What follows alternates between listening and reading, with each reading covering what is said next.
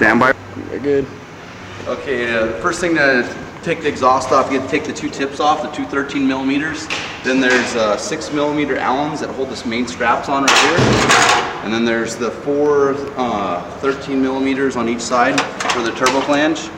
On each side, you gotta take that off. There's the O2s on the top side, which are 22 millimeters. It's probably the best and easiest way to take the O2 plugs loose from the top side and then fish them back down to the bottom side. The oil lines, it's a lot easier if you take the oil lines out of the way, and the exhaust gas temperature senders that go into the turbos, take those off, and then the exhaust system's a lot easier to drop out. The only issue that we're coming across so far is on one of the cats. I believe this is the, looks like the left-hand side cat. The turbo sealing flange on the V-band clamp is blocking the hole for the O2, so we're going to have to port that out a little bit to get the O2 sensor to drop all the way down inside, because it's protruding into where the hole is for the O2 sensor, where it needs to go into. Other than that, we're ready to reinstall it and go from there.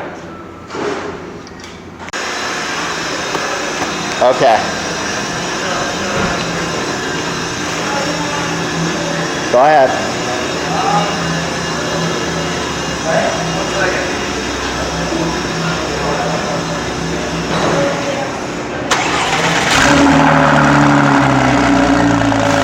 That's a cold start.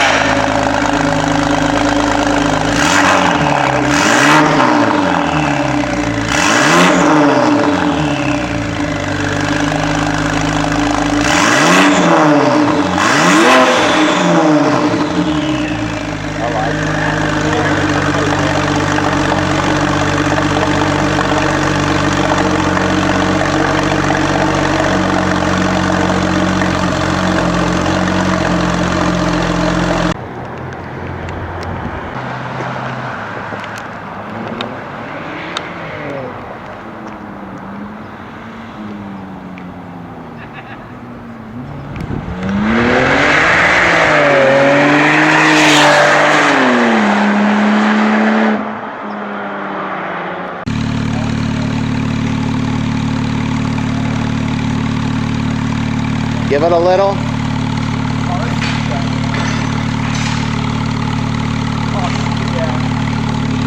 Let him give it a little rev. Oh, rev it up.